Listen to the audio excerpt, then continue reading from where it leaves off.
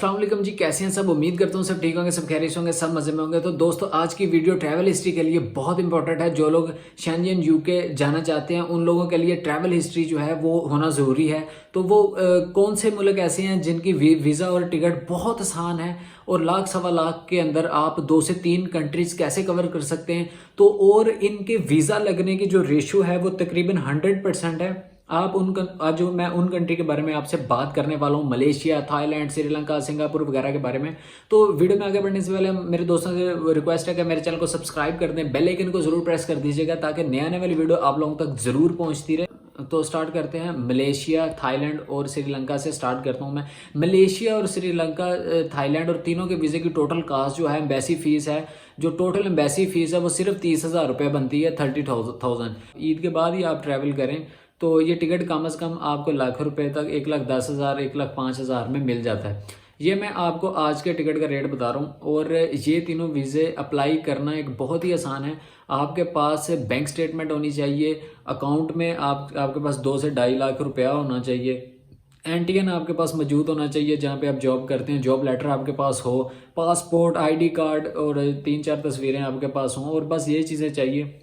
और in country का visa apply करने के लिए इनकी वीज़ा फीस कुल मिला के मलेशिया, थाईलैंड की और श्रीलंका की सिर्फ 30,000 रुपये, 30,000 से ज़्यादा नहीं है। इसके अलावा जो इसकी रिक्वायरमेंट है वो ये है कि इसके साथ आपको थाईलैंड के साथ कन्फर्मेटिव टिकट लगती है आपके साथ। वो वीज़ा लगने के बाद जो होती है वो कैंसिल कर देते हैं। उसके चार्जेस जो हैं वो 5-6 हज़ार एक्स्ट्रा आपके साथ ट्रैवल एजेंट चार्ज करता है। इसी तरह मलेशिया में डॉक्यूमेंट भेजने के चार्जेस अलग होते हैं और कोरियर के चार्जेस वो अलग होते हैं, 3 से 4 हज़ार वो आपका ज़्यादा एक्स्ट्रा लग सकता है। तो जो बेसिक फ़ीस है वो तकरीबन 30,000 रुपये। श्रीलंका का वीज़ा जो कि ऑनलाइन जो है वो अप्लाई होता है, वो इसकी फ़ीस तकरीबन 4-4.5 हज़ार रुपये है। अगर आप इसके साथ भी टिकट लगाते हैं, कंफर्म होटल बुकिंग लगाते हैं, तो उसके बाद आप कैंसिल करते हैं तो इसके तकरीबन 4-4.5 हज़ार रुपये चार्ज आपको एक्स्ट्रा पे करने पड़ते हैं।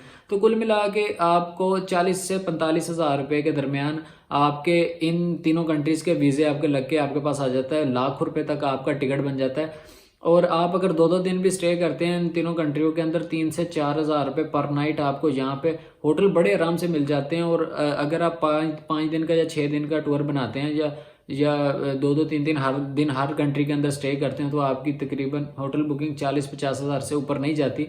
तो ये आपका 3 कंट्रीज़ जो हैं वो 1.25 लाख तक, तकरीबन आपके 1 लाख 1.5 लाख तक तकरीबन आपका visa plus ticket plus insurance आपको मिल जाती है। इसके अलावा जो आपका होटल है, ओवरऑल 2 लाख रुपए के अंदर आपके तीनों कंट्रीज विजिट करके आप वापस पाकिस्तान आ सकते हैं 15 से 20 दिन के अंदर अंदर।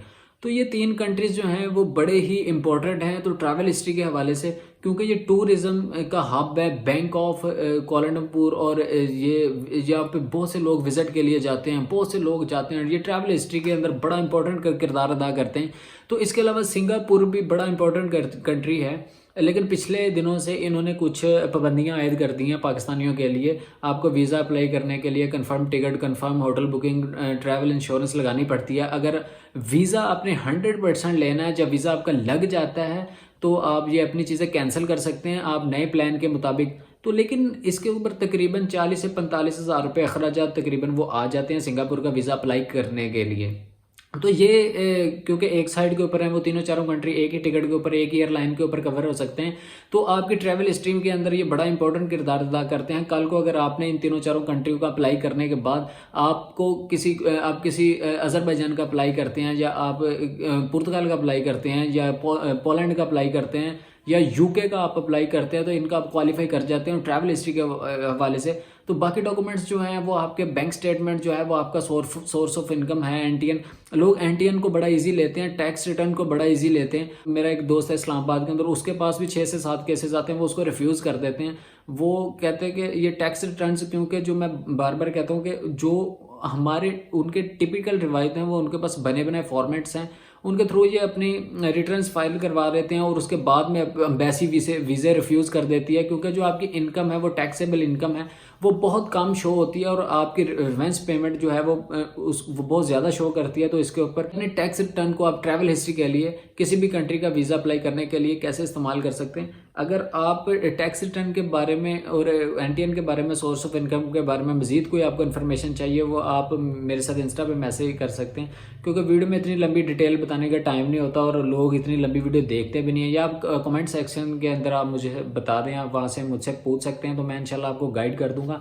तो इंशाल्लाह ऐसी इन्फॉर्मेटिव वीडियो मैं आप लोगों के लिए लेके आता रहूँगा। तो जो लोग नए देखने वाले व्यूवर हैं, मेरे चैनल को सब्सक्राइब कर लिया और मेरे साथ इंस्टा के ऊपर रब्ता कर लीजिएगा। बाकी सारी जिस चीज़ की भी आपको डिटेल चाहिए होगी तो इंशाल्लाह मिल जाएगी। कमेंट लिखते हैं नीचे, तो इंशाल्लाह मैं जैसे टाइम मिलेगा मैं इंशाल्लाह सब भाइयों को, सब दोस्तों को मैं रिप्लाई करूंगा। तो इंशाल्लाह मिलते हैं अगली वीडियो में, तब तक के लिए पीस आउट।